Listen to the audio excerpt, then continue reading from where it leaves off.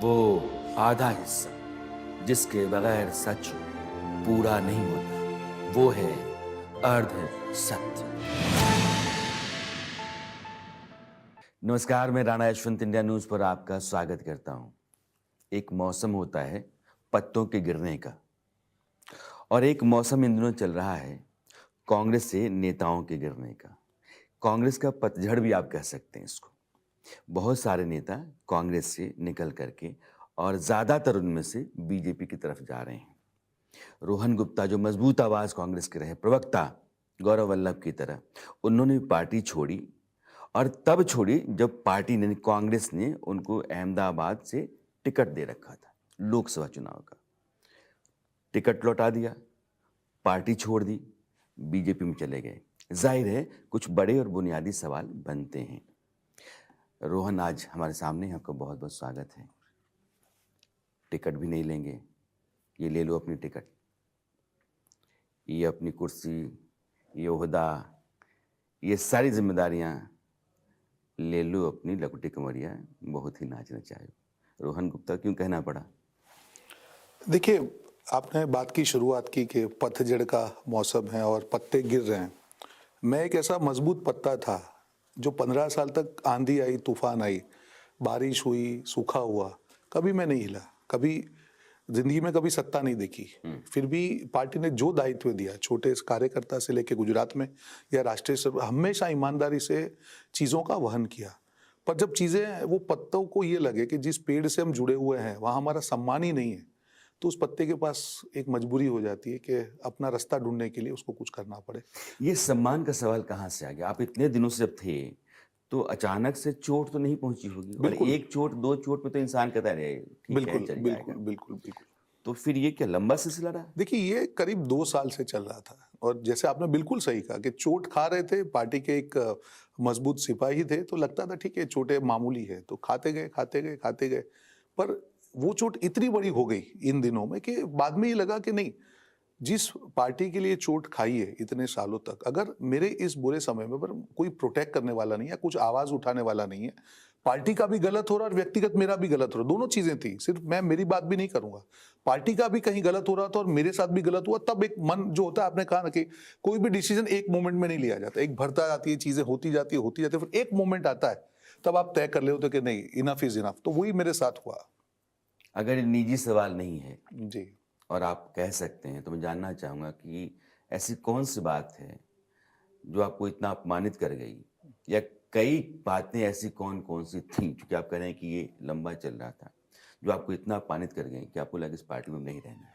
देखिए, 2 चीज़ें थी। करीब 2 साल से, मैं उनका नाम नहीं लेना चाहूँगा, पर मैंने कल भी कहा कि जिनके नाम में राम है, जो व्यक्ति कम्युनिकेशन के जब इंचार्ज बने, तब उसके पहले 3 साल तक मैंने सोशल मीडिया के चेयरमैन के तौर पे बहुत बढ़िया तरीके से पार्टी की बात को आगे बढ़ाया। हर मुद्दे पे पार्टी की बात को रखा। कोविड का मुश्किल समय था, तो एक एक्सपेक्टेशन था कि जब कोई नए इंचार्ज आएंगे तो पॉजिटिवली हम बात करेंगे। पर जिस, मुझे उसका रीजन आज भी मालूम नहीं है, पर जिस दिन से वो चीज हुआ, जिस प्रकार से एक व्यक्तिगत तौर पे व्यवहार होना, मुझे उस टाइम पे 3 साल मेरे खत्म हुए थे, मुझे प्रवक्ता बनाया गया, राष्ट्रीय प्रवक्ता।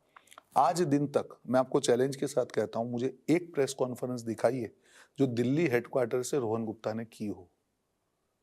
एक प्रेस कॉन्फ्रेंस दिखा दीजिए। ये चीज मैंने कभी नहीं कही, ठीक है, मुझे कंप्लेन करने की मेरी आदत नहीं है। जब मैं प्रखरता से पार्टी की आवाज बन के डिबेट में जा रहा हूं, और अगर ये कहा जाए कि नहीं, रोहन गुप्ता जी प्रेस कॉन्फ्रेंस नहीं करेंगे, फिर भी मैंने किसी को नहीं कहा है ये 2 साल के बाद। और मैं कंप्लेन के माध्यम से, या कंप्लेन, मेरी आदत नहीं है कि रोने की, मैं आज स्वाभिमान से ये बात कर रहा हूं, पर ये आवाज मैंने किसी के सामने नहीं। 2 साल तक मैंने एक भी प्रेस कॉन्फ्रेंस की, आप मुझे बता दीजिए, वो जाने दीजिए। गुजरात के चुनाव थे, मैं गुजरात से था, वहां पे ये कहा गया बाकायदा कि आप रोहन गुप्ता से थोड़ा सा अलग रहिए। He is been compromised, these are the words, he is been compromised. 15 साल से जिस व्यक्ति ने आंख बंद करके पार्टी ने जो भी काम दिया, अगर उसके बारे में ये वर्ड आते हैं, कि आपको लगता है कि स्वाभिमान को ठेस नहीं पहुंचेगी? तो भी मैं चुप पहुंचा। मैं डिबेट में जाता था, डिबेट में अच्छा परफॉर्मेंस होता था, ये कहा जाता था लोगों को फोन कर करके, रोहन गुप्ता को आप मत बुलाइए। वो साथी मुझे फोन करके बोलते थे कि नहीं सर, हम तो आप ही को चाहते हैं। लेकिन ये तो कांग्रेस का जो मीडिया सेल है वो तय करता है ना कि मेरा प्रवक्ता कौन सा कहाँ जाएगा। जी इंडिपेंडेंटली कोई भी चैनल या चैनल नहीं, का बिल्कुल नहीं, कोई मैं आपको भी वही कर रहा हूँ। गेस्ट पर जब कोऑर्डिनेटर। देखिए डिमांड होती थी, जैसे हम लोग अच्छी तरह से बात करते थे, तो काफी चैनल से एक डिमांड जाती थी कि नहीं आप इस मुद्दे पे रोहन जी को आप भेजिए। तब उनको ना भी कहा जाता था कि नहीं नहीं ये है नहीं, और जबकि मुझे मैसेज नहीं आता था कि आपको जाना है, मैं अवेलेबल नहीं था, ऐसी बात नहीं थी।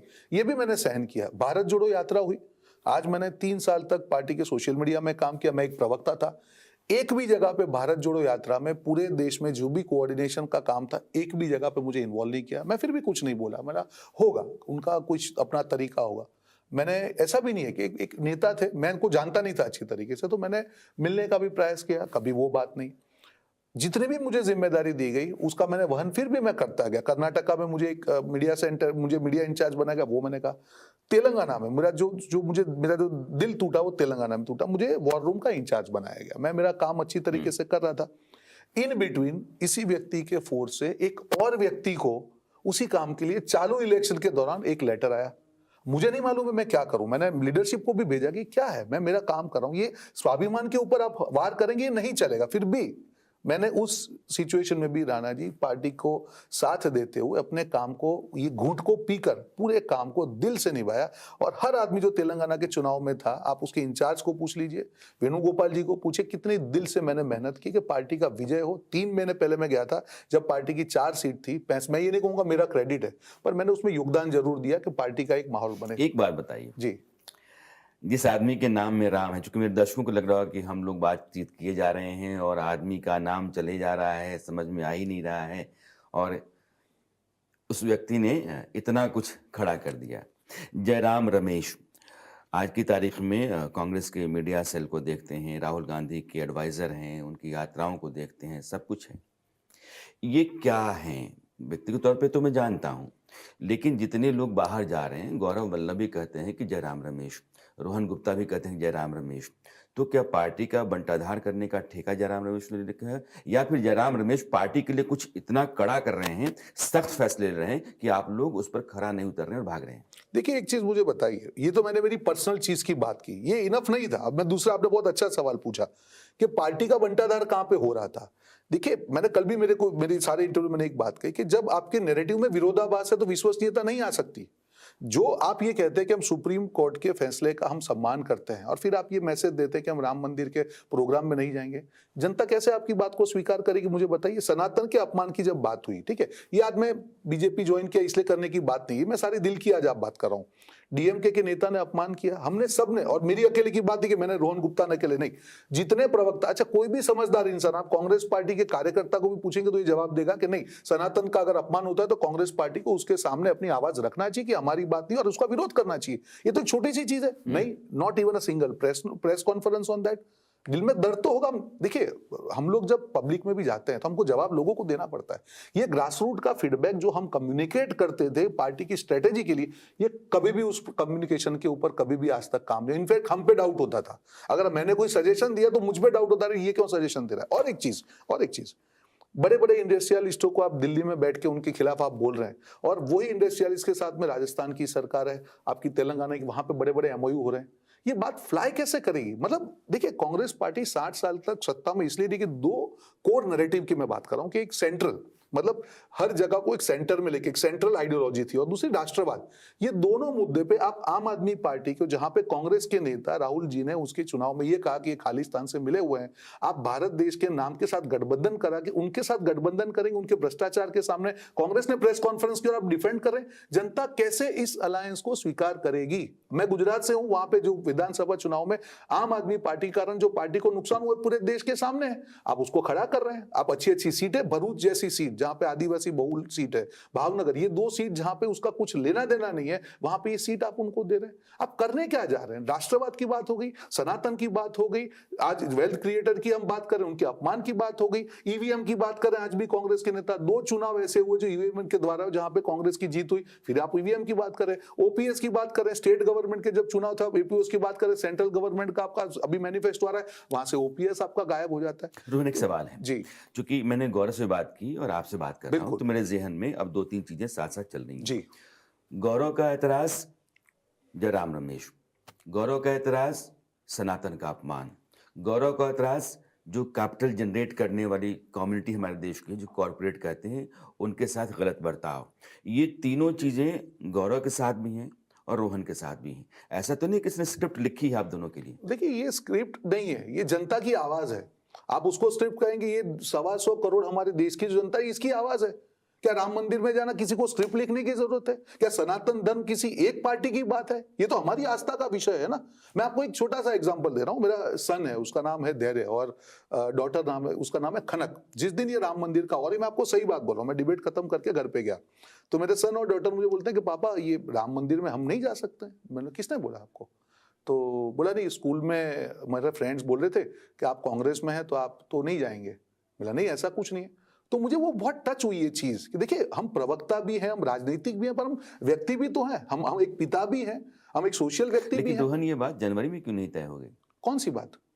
पार्टी छोड़ने की? बिल्कुल नहीं, क्योंकि देखिए, मैं इस पार्टी का सिपाही था। मैंने पार्टी की फोरम पे इस बात को हमेशा रिप्रेजेंट किया। तो जब आपकी और ये पार्टी ने डिसीजन कहा मेरा, कि हम नहीं जाएंगे और ऑफिशियली उसने जो इनविटेशन था उसको खारिज किया, उस समय आपको क्यों नहीं आना नहीं, चाहिए था? देखिए, बिल्कुल नहीं। मैं आपको बता रहा हूं, कल मैंने बीजेपी ज्वाइन किया है। कल कौन सी तारीख थी? 11 तारीख थी। मैं आपको बता रहा हूं, 8 तारीख तक मैंने ये निश्चय नहीं लिया है। आप समझ, मैं आपको यही बोलना चाह रहा हूं। मेरे पिताजी की जो मैंने आपको बात की कि मुझे उनकी हेल्थ के कारण जब ये पार्टी की टिकट को वापस मैंने सहर्ष दिया और कहा, मैंने प्रेस कॉन्फ्रेंस की और पार्टी को कहा कि मैं तन मन धन से जो भी आप कैंडिडेट करेंगे मैं आपके साथ में कराऊं। अच्छा, मुझे गलत करना होता मुझे बताइए, मुझे 12 तारीख को टिकट मिला, मैं क्यों 18 तारीख को ये करता? मैं इसको 1 महीने के बाद करता, 20 दिन के बाद करता, कि जिससे पार्टी को तकलीफ पड़े। नहीं, मेरा ये मुद्दा 18 तारीख को 6 दिन की बात थी, उसमें भी मैंने इतनी तैयारी की। उसके बाद में मैं आपको बता रहा हूं, मेरे पिताजी जब हॉस्पिटल में थे तब भी मैंने उनको कहा कि नहीं पापा, मुझे चुनाव एक बार लड़ना है, मुझे ग्रासरूट की, वहां पे गुजरात की पॉलिटिक्स में जाना है, प्लीज आप मुझे करिए।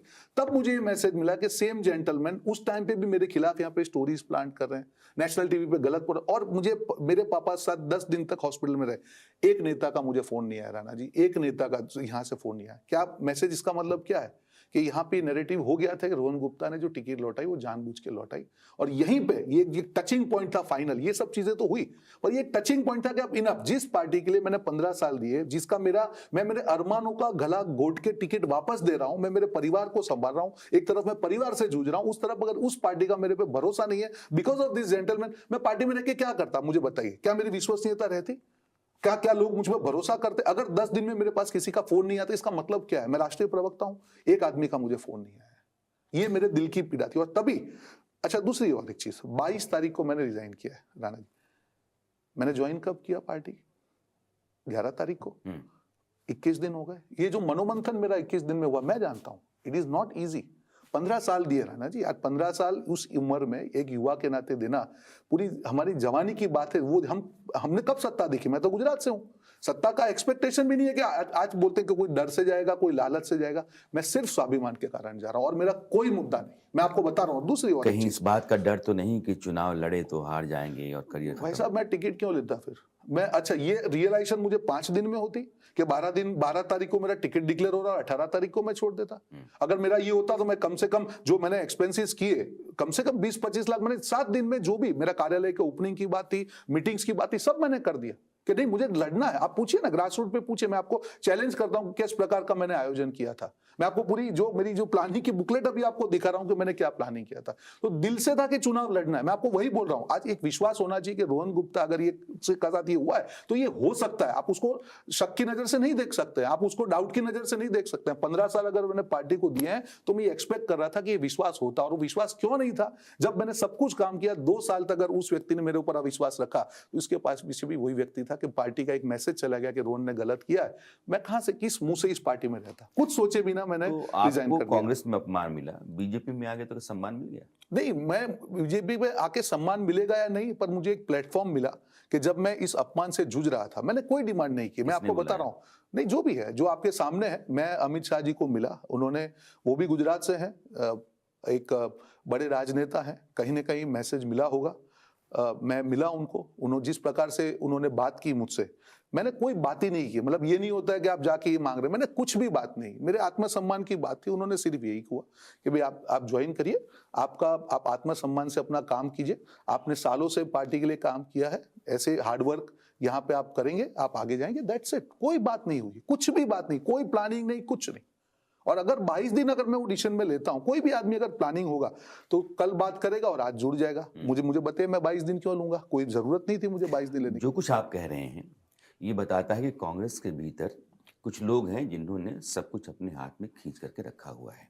वो हाईली सेंट्रलाइज्ड पार्टी हो गई है और वो लोग सही सलाहकार नहीं हैं पार्टी हाईकमान की और पार्टी के प्रेसिडेंट की। व्यवस्था क्या है कांग्रेस के भीतर, क्योंकि आप तो 15 साल बिल्कुल। कांग्रेस में रहे हैं। देखिए पार्टी के अंदर जैसे अध्यक्ष जी हैं, खड़गे जी हैं, राहुल जी हैं, पूर्व अध्यक्ष और सबसे बड़े नेता हैं, केशव वेणुगोपाल जी ऑर्गेनाइजेशन जनरल सेक्रेटरी, और जयराम जी कम्युनिकेशन के इंचार्ज हैं। तो जब भी पार्टी का नैरेटिव डिसाइड होता है तो obviously as a communication incharge जो है वो अपनी चीज़ों को रखते हैं। पर मुझे कहीं लगता है, ये मेरी सोच है, कि जब आप कम्युनिकेशन इंचार्ज किसी व्यक्ति को रखें, वो चुनाव लड़ा हुआ होना चाहिए। इन्होंने कोई चुनाव नहीं लड़ा, ये हमेशा से राज्यसभा से आए हैं। उसका एक एक्सपोजर ही अच्छा, एक होता है डाउन टू अर्थ, कि भाई हर कार्यकर्ता को आप मिलिए। Community incharge can not be high profile, कि भाई आप एक वीआईपी स्टाइल है कि आप लोगों को, हर आदमी को मिलना पड़ेगा, तभी तो आपको पल्स मालूम चलेगा। जनता का पल्स कैसे मालूम चलेगा? आप भी एक बहुत बड़े पत्रकार हैं, आप भी सोचते होंगे अरे कांग्रेस ऐसा कैसे कर सकती है। मतलब ये सवाल मेरा नहीं है, ये आपका नहीं है। आप कांग्रेस के किसी कार्यकर्ताओं को पूछिए कि ये कैसे हो सकता है, फिर भी सैनिक की तरह करना है। जो चीज आप समझ सकते हैं, जो चीज मैं समझ सकता हूं, एक सामान्य कार्यकर्ता, एक नागरिक समझ सकता है। ये बड़े लोग क्यों नहीं समझते? क्योंकि कट ऑफ हो गए ग्रास रूट के कम्युनिकेशन से। एक लेफ्टिस्ट माइंडसेट है, एक दिखाना है कि नहीं हम लोग ये, ऐसे स्ट्रेटेजी से काम नहीं होता है। आपको पल्स को समझना पड़ेगा। देश की जो पल्स है उसके खिलाफ जाके आप नहीं कर सकते। आप एक बाजू, आप जो भी उद्देश्य आपका ठीक है कि भी चलो हमको हमारा संविधान बचाना है, पर बात उसके आपने लिए अभी कही है जी क्योंकि नेहरू ने इस देश को जब आगे बढ़ाया तो उन्होंने एक अलग थियरी ली, नेशनल सोशलिज्म। राइट, आप कहते हैं कि लेफ्टिस्ट हो गए हैं, राइट, कम्युनिस्ट हो गए हैं, बिल्कुल। दोनों फर्क है। बिल्कुल फर्क है। तो क्या ये पूरी पार्टी बदल गई है? Absolutely right. जो बहुत आपने बहुत अच्छी बात करी कि जो विचारधारा को जिस तरीके से ले जाया गया, ये जो एक फाइन लाइन थी। आज एक बताइए कि कांग्रेस पार्टी को 60 साल तक क्यों सत्ता में देश ने रखा? कहीं ना कहीं उनको लग रहा था कि उनकी जो आस्था है उसके साथ कांग्रेस पार्टी एक जुड़ी हुई है। ऐसा नहीं कि इश्यूज नहीं थे पहले, कहीं ना कहीं वो जो डिस्कनेक्ट हो गया, जनता को ये लगने लग गया कि नहीं हम जो सोच रहे हैं, ये सोच रहे हैं, वो अलग है। वही जो आपका सेंट्रलाइज्ड अप्रोच था कांग्रेस का, नो लेफ्ट नो राइट, मतलब may be little centre left और व्हाटएवर, वो पूरा लेफ्टिस्ट हो गया। आप सनातन धर्म के अपमान पे डीएमके पार्टी के नेता के खिलाफ आप कुछ नहीं बोलेंगे, कैसे चलेगा? राम मंदिर का इनविटेशन है, वहां पे आप बोलते हैं कि सुप्रीम कोर्ट ने कहा नहीं जाएंगे, कैसे चलेगा? जनता स्वीकार कैसे करी? अरविंद केजरीवाल, जहां पे आपने आक्षेप किए कि खालिस्तान के जो जुड़े हुए हैं, आपको ये चीज समझना पड़ेगा ना। जनता हर चीज सोचती है। हमारे जो देश के नागरिक है बहुत स्मार्ट है। जब जब एक रुपया स्पेंड करते हैं तब 10 बार सोच के करते हैं, तो वोट तो बहुत बड़ी चीज है। वो लोग हर प्रोस कॉन्स देख के करते हैं कि अरे आप ये राष्ट्रवाद की बात कर रहे हैं, आप ही इनके ऊपर आक्षेप कर तो रहे हैं। ये सारी बातें आपने पार्टी फोरम पे नहीं रखी कि 100% भैया रखी है। अरविंद केजरीवाल के साथ हम साथ चलें राजनीति में, या भाई सनातन साहब, को लेकर के मैं हमारे आपको- दल हमारे खिलाफ बोलें? मैं आपको वही बोल रहा हूँ, 100% जब भी एक मीटिंग होती थी स्ट्रेटेजी ग्रुप की, या जो भी इंटरनल बात होती थी, 1-to-1 बात होती थी, और मेरी अकेले की ये बात नहीं है, जितने मेरे प्रवक्ता साथी हैं आज भी जो है कांग्रेस पार्टी में, आप 1-to-1 देखिए, पार्टी में अंदर रह के आप ये चीज नहीं बोल सकते। आप कभी भी 1-to-1 किसी को भी रैंडमली सिलेक्ट कीजिए, इन 3 मुद्दे पे बात कीजिए, आपको क्या फीडबैक मिलेगा आप पूछ लीजिए। कोई आदमी खुश नहीं था। क्या जरूरत थी जी? एक आदमी, आप एक चीज, अरविंद केजरीवाल की 2 राज्य की सरकार किसको गिरा के बनी है? कांग्रेस को गिरा के बनी है। कौन सी चीज, हमारे शीला दीक्षित जी हो या वहां पे पंजाब में, कौन सी चीज ऐसी है कि जहां पे आक्षेप नहीं हुआ है? कौन से राष्ट्रीय आप अलायंस देखिए, हम जब पब्लिक में जाते हैं हम बोलते हैं कि ये, पर इतनी ज्यादा अगर डिफरेंस है दोनों की आइडियोलॉजी में, और उसके साथ आप जब अलायंस करते हैं, people will not accept it. आज महबूबा मुफ्ती की हम बात कर रहे हैं, हमने ही एक्सेप्ट किए हैं कि आपने भाजपा जब थी कि आपने किया सरकार, आज उसके साथ आप हाथ मिला रहे हैं। अब कैसे फ्लाई नहीं करेगा, चीजें फ्लाई नहीं करेगी कि आप बोलेंगे कि नहीं हमको देश बचाने के लिए हम जिसके देशद्रोह के आक्षेप किए उसके साथ आज मैं बैठ गया हूं, आप मुझे वोट दीजिए, क्यों देंगे? अब रोहन, एक जरूरी सवाल पे आ रहा हूँ। जी ये भूमिकाएं हमने तैयार की कि हमको वहां तक आने में और मेरे दर्शकों को समझने में थोड़ी आसानी हो जाए। जी एक आदमी पार्टी के भीतर, पार्टी के जितने भी मजबूत प्रवक्ता हैं, मुखर आवाज हैं, उनको जाने का कारण बन जाता है या उनके जाने का कारण बन जाता है। एक आदमी का शिकंजा पार्टी के ऊपर है, वो आदमी पार्टी का सर्वा नहीं है। तो पार्टी का जो हाईकमान है, मैं राहुल गांधी को ही मानता हूँ, मैं खड़गे जी को नहीं मानता हूँ, सोनिया जी की तबीयत उनकी ठीक नहीं रहती है।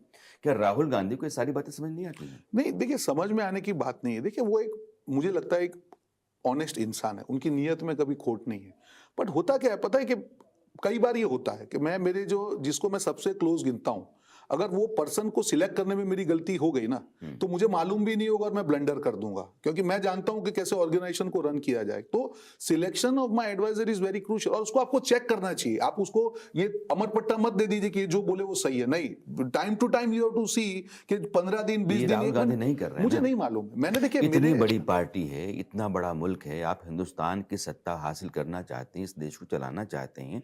पार्टी के भीतर जो कुछ भी हो रहा है, अगर वही आप ठीक नहीं कर पा रहे हैं, एक पार्टी सुचारू रूप से नहीं चल पा रही है, तो फिर आपकी लीडरशिप पर सवाल तो खड़ा हो जाता है। देखिए, मैं उसके बारे में कमेंट इसलिए नहीं करूंगा क्योंकि मैं कम्युनिकेशन डिपार्टमेंट में था और जो हमारे हेड है मैंने उसकी बात करी, वो क्या सोचते हैं क्या नहीं सोचते, पर मैं एक हकीकत की बात बोल रहा हूँ कि ये जितनी भी चीजें मेरे साथ हुई है वो शीर्ष नेतृत्व तक मैंने कम्युनिकेट की है कि ये हो रहा है, प्लीज ये इसको आप रोकिए, बहुत इंसल्ट फील हो रहा है, नहीं कम्युनिकेशन हो रहा है, समझ नहीं आ रहा है इस मुद्दों पे हमको ये नहीं कर। हमने हर जगह रिप्रेजेंट की है, मैंने पर्सनली की है, पर उसका कुछ रिजल्ट नहीं दिखा। तो इसका मतलब ये तो ये है कि भाई वो चीज जिस तरीके से उसको सीरियस लेना चाहिए वो नहीं है, या तो जो व्यक्ति है उनका इतना ज्यादा पावर है कि वो डोमिनेट कर रहे हैं कि ग्रास रूट के फीडबैक को भी वो पार्टी को कम्युनिकेट करने नहीं दे रहे हैं। तो मैं खुद ही नहीं समझ पा रहा हूँ, और 2 साल से ये कश्मकश चली कि इसका रीजन क्या है, वो व्यक्तिगत तौर पे हो या पार्टी के तौर पे हो, फिर भी करते गए, पार्टी के सैनिक थे। पर व्यक्तिगत तौर पे जब मैं परेशानी आपके माध्यम से कहूंगा, 15 साल तक जो कार्य करता है, अगर उसको भी आप भरोसे पे नहीं देखते हैं, 15 साल के बाद भी मैं पार्टी का भरोसा नहीं जीत पाया, आप क्या वर्कर पे भरोसा करेगा? फिर जनता आप पे क्यों भरोसा करेगी? मेरा आखिरी सवाल है, जी एक बड़ी पार्टी है, जी बाहर से हम मानकर चलते हैं कि लाइन ऑफ और चेन ऑफ कम्युनिकेशन जो है ना प्रॉपर होगा, राइट। नीचे का आदमी ऊपर तक, ऊपर का आदमी नीचे तक बात कर रहा होगा। और चूंकि आप मीडिया सेल का हिस्सा रहे हैं, आप प्रवक्ता, राष्ट्रीय प्रवक्ता रहे हैं, पार्टी के भीतर, कांग्रेस के भीतर line of communication, chain of communication और संवाद कितना है और कैसा है? देखिए, सिस्टम है, मैं ये सिस्टम की बात नहीं कर रहा हूं आपको, मैं लाइन ऑफ कम्युनिकेशन की बात नहीं कर रहा हूं, मैं बात बोल रहा हूं working on the feedback. It has to be a 2 way process. अगर मैं प्रवक्ता हूं, अगर ग्रास रूट का फीडबैक मेरे पास आता है और मैं करता हूं, तो स्ट्रेटेजी बनने में भी वो फीडबैक को लेना चाहिए। एक होता है कि आप जो स्ट्रेटेजी बनाते हैं, हम कम्युनिकेट करते हैं, वो हमारा काम है, हम कर रहे हैं, बट अगर स्ट्रेटेजी बनने में ग्रास रूट का फीडबैक जो हम दे सकते हैं उसको आप नहीं लेंगे ना, तो ये ब्लंडर्स आपके होते रहेंगे। और ये वन ऐसे वे ऐसे कम्युनिकेशन है ना। It is a one way communication, that is the problem. तो ये जिनके नाम में राम लगा हुआ है, जी। इस तरह के कितने लोग आपकी पार्टी के भीतर हैं? नहीं, मैं और किसी के बारे में नहीं कहूंगा। 15 साल पार्टी ने मुझे बहुत कुछ दिया है, और ये मेरे ब्लड में नहीं है, खून में नहीं है कि मैं ऐसी ओछी बात करूं। वो हमेशा 15, और ऐसे ही 15 साल नहीं निकलते हैं ना। मैं दुखी होता तो कब से चला था, क्यों एक व्यक्ति के बारे में। और मेरा एक नेचर नहीं है राणा जी कभी भी किसी व्यक्ति के बारे में बोला हूं, पर आपको समझना पड़ेगा कि मुझे दिल से कितना दुखी किया गया। मैं कोई कंप्लेंट नहीं कर रहा हूं, मैं कोई वीक आदमी नहीं हूं, पर जब ये निर्णय ले रहा हूं रेट्रोस्पेक्टिव में, मैं देख रहा हूं कि 2 साल तक मेरे परिवार ने मुझे कहा कि क्यों ये ह्यूमिलेशन लेना, आपने 15 साल पार्टी को दिए। उन्होंने भी देखा है ना, आदमी को जब इग्नोर किया जाता है तो दिखता है ना, आप बोलता नहीं पर दिखता तो है, परिवार को भी दिखता है कि आप परिवार को छोड़ के पूरे दिन आप रात मेहनत करें, आपको ये अगर मिल रहा है तो क्यों करना है। फिर भी चलो होगा, कभी तो समय आएगा, बात कर लेते थे, दोस्तों से बात कर लेते थे, नेताओं से कभी बात कर, अपने दिल की बात निकालते, चल रहा था। व्यक्तिगत तौर पे मैं फेस कर रहा हूं, तब भी आपको मेरे पे भरोसा नहीं, उससे बड़ी मेरे लिए किक ऑफ वाली बात नहीं हो सकती। और तभी ये निर्णय लिया गया, बिल्कुल व्यक्तिगत निर्णय था, पार्टी से चुनाव नहीं लड़ने का, पार्टी से जाने का निर्णय मुझे फोर्स किया गया, और भाजपा में जाने का निर्णय जब मैं विजन की बात कर रहा हूं, आगे जैसे मोदी जी बात करते हैं कि 2047, आज मुझे बताइए कांग्रेस पार्टी के कौन से नेता विजन की बात कर रहे हैं। हाइड्रोजन मिशन हो, डिफेंस एक्सपोर्ट की हम बात कर रहे हैं, वंदे भारत की बात कर रहे हैं, गगनयान की हम बात कर रहे हैं, वाटरवेज के यूज की हम बात कर रहे हैं। तो एक विजन तो है। आज मैं 20 दिन ये सोचा राणा आपकी जी, जुबान पर चढ़ गया सब। नहीं देखिए ये है एक इसी नागरिक खिलाफ के, आप लगातार बोलते नहीं रहे ये हैं। देखिए इसके खिलाफ कभी नहीं बोला हूं मैं, ये विजन की बात है, विजन के खिलाफ मैं कैसे बोल सकता हूं? क्या भारतीय होने के नाते हम नहीं चाहेंगे? भारतीय मैं जनता पार्टी के खिलाफ कितने बयान आपने? नहीं, ये देखिए ये विजन के लिए बोलना और भारतीय जनता पार्टी के नरेंद्र किसी, मोदी की लीडरशिप में लोकतंत्र को, संविधान को, आम आदमी की आजादी को खतरा है, ये आपने बोला कि नहीं? देख मैं कहा ना बोल रहा हूं, आज की जो मैं जब 2047 की मैं बात कर रहा हूं, मैंने विजन की आपसे बात की, मैंने कभी ये नहीं किया। देखिए मैं जब पार्टी में था, मैंने कहा कि मैं पार्टी का सैनिक था, कई चीजें मुझे पसंद नहीं आ रही थी, फिर भी सैनिक होकर बोल रहा था। आज मैं नई पार्टी में जुड़ा हूं, बाहर से जब देखता था कई चीजें मुझे लग रही थी, उसका मैं ढूंढूंगा आगे जाके। मैं ये कोई, पार्टी कैसी लगी? अभी तो 1 दिन हुआ है भाई साहब, अभी तो मुझे अभी आप ये पार्टी कैसी लगी? देखिए ये लेकिन रोहन, आप एक परिवार छोड़ करके आए, एक दूसरे परिवार में आप आए हैं। आप प्रॉमिसिंग पॉलिटिशियन जी। हैं और देश आपको देखता सुनता है। मेरी बहुत सारी शुभकामनाएं हैं धन्यवाद। आपके साथ। आप आए, आपने बात की, आपका बहुत शुक्रिया। आपसे बात करके दिल से अच्छा लगा Rana ji. Thank you, thank you, thank you, thanks a thank lot, thank you. वो आधा हिस्सा जिसके बगैर सच पूरा नहीं होता, वो है अर्ध सत्य।